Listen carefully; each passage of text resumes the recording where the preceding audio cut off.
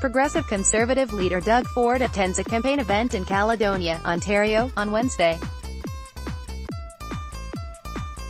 The populist businessman, brother of the notorious late former mayor of Toronto, is set to lead Canada's most populous province in a stunning political turnaround for one of the country's most contentious political dynasties. Doug Ford, the older brother of Rob Ford, who died in 2016 and who gained international infamy and the ridicule of late-night talk show hosts after a mobile phone video showed him smoking crack cocaine, pulled off an election rout for the Progressive Conservative Party on Thursday in Ontario. Despite Thursday's result for Ford, a self-styled anti-politician who defeated the country's first openly gay premier, it may not be the Donald Trump-light moment in traditionally liberal Canada that many have characterized it as. Tonight we have sent a clear message to the world: Ontario is open for business, Ford said in a victory speech promising an era of prosperity, the likes of which the province has never seen. Ford, 53, will become the province's 26th premier, a role roughly similar to that of a U.S. governor. He ousted the Liberal government of Kathleen Wynne, who in 2013 became Canada's first openly gay premier and the province's first female leader. Despite the lowest unemployment rate in decades, polls suggested that nearly 15 years of Liberal rule, with its share of spending, scandal and speculation that the concerns of those outside big cities weren't being heard, had voters hungry for change. Despite a surge from the left-wing New Democrats of Andrea Horwath, Ford's party captured more than 70 of a possible 124 seats, more than enough for a commanding majority government that will put him firmly in charge of the care and education systems. The outspoken Ford, a former one-term Toronto City Councillor, was often seen by his brother's side during the 2013 drugs scandal that rocked Canada and captivated people around the world. His 4 years on council, largely as the mayor's pugnacious wingman, felt like one big public fight, fighting to defend his deeply troubled brother, fighting with the chief of police over an investigation into the then mayor and his friends,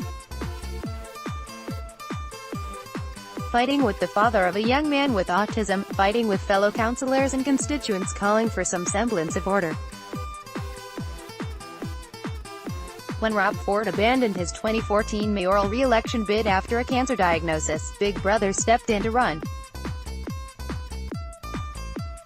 In so doing, he became the torchbearer for Ford Nation, the community of ardent fans, largely outside Toronto's downtown core, who embrace the family's bumper sticker brand of standing up for the little guy, respecting taxpayers and stopping the gravy train.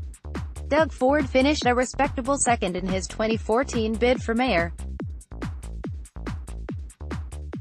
He returned to Deco Companies, a family label-making business, but announced earlier this year he would run again for the city's top job. A bigger job opened up in January, when the Ontario Tories lost their otherwise forgettable leader, Patrick Brown, following Me Too-style accusations involving 2 young women. Ford launched his bid to replace Brown in the basement of his mother's suburban home, sparking the exact kind of derision an outsider taking on the establishment might hope to spark. He pledged little in the way of vision during an abridged leadership race, beyond promising to fight Prime Minister Justin Trudeau's plan to price carbon pollution. Ford also charmed social conservatives by pledging to reopen the province's revamped sex education curriculum. Mostly, it was all about cutting taxes and pinching pennies. That was enough. In his leadership victory speech in March, he gestured to the heavens while referencing his brother. The Trump comparisons came right away. It didn't help that Ford was an avowed fan of the U.S. president, telling a local TV station in October 2016 that he wouldn't waver in his support of the Republican over crooked Hillary. This was after the Access Hollywood tape. His liberal opponent similarly wasted no time trying to paint Ford with the Trump brush. "Doug Ford sounds like Donald Trump, and that's because he is like Donald Trump," Wynn said just before the campaign. She was responding to Ford's claim that her shady tricks with public money would, in private life, land her in jail. About a week later, the province's Auditor General released a scathing report accusing the Wynn government of downplaying its budget deficit by billions. At a campaign rally, a Ford supporter barked out, "Lock her up," twice, as he complained about hydro rates under Wynn's leadership. The quip made Ford laugh, but he told reporters the next day he didn't condone that kind of chant. But despite the urging of some fans to make Ontario great again, Ford rejected comparisons to the U.S. president, lest they scare off country club conservatives turned off by reality show politics. Trump said he'd build a wall. Ford said he'd bring back buck a beer and make fuel a bit cheaper. While Trump thrived on outrage and outrageousness on his unlikely march to power, Ford tried to keep things scripted with teleprompters and talking points. As the race tightened, some wondered aloud if he was playing things too safe. While Trump obsessed over getting his face on TV, Ford did not have a media bus follow him on the trail, and would typically take just a handful of questions. While Trump's campaign openly targeted Mexicans and Muslims, Ford didn't deliberately stoke racial animus in the same way. Trump said he'd build a wall. Ford said he'd bring back buck a beer and make fuel a bit cheaper. Still, Ford faced heat for suggesting in a debate that the province had to take care of our own before encouraging immigrants to move to Northern Ontario. "There's no politician that probably has more support out there for new Canadians," he said when pressed to explain himself. Ford Nation's full of new Canadians. White nationalists, however, interpreted the line as a dog whistle, and have been happy to claim Ford as their guy. Protesters gathered at Ford's campaign headquarters in Etobicoke, Ontario, on June 2. Perhaps the biggest parallel to Trump involves Ford's stinginess with details and the lingering questions about his actual grasp of governing.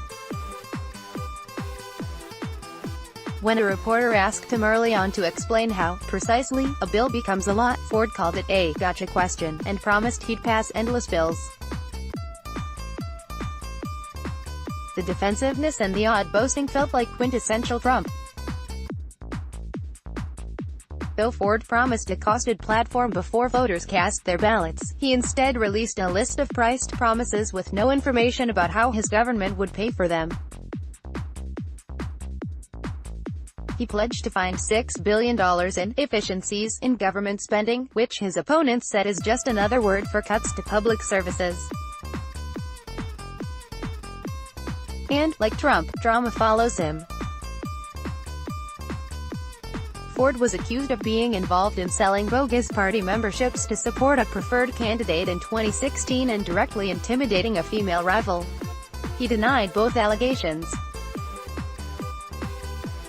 It was revealed in the last days of the campaign that Renata Ford, the widow of Rob Ford, filed a lawsuit alleging that as trustees of her husband's estate, Doug Ford and his brother Randy deprived her two young kids of millions of dollars. She alleges that Ford negligently mismanaged the family business while paying himself extravagant sums. Though he said he was floored and hurt by the lawsuit, Ford wouldn't share audited financial statements or reveal his salary to help put the matter to rest. That too had shades of Trump's refusal to release his tax returns. Ford's mother released a statement calling Renata Ford an addict. In the end, the public drama didn't derail Ford's central pitch as a business success, family man, hell of a guy. "I know that my brother, Rob, is looking down from heaven," Ford told his jubilant supporters Thursday night, yielding his biggest applause. "I'm just getting chills talking about him right now.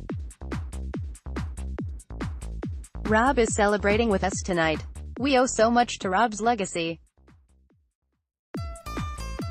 A legacy of service to the people. The late mayor's demons, and his very public battles with alcohol and drugs, made household names of him and Doug both, but it also brought negative attention to the Ford who is supposed to be the steady one. In 2013, in the thick of Rob Ford's problems, a radio host asked him if he worried he was damaging his brother's brand, should he ever want to run provincially. "You know what, Doug will be provincial one day," Rob Ford said, with noticeable anger in his voice. "He will be premier one day." Download.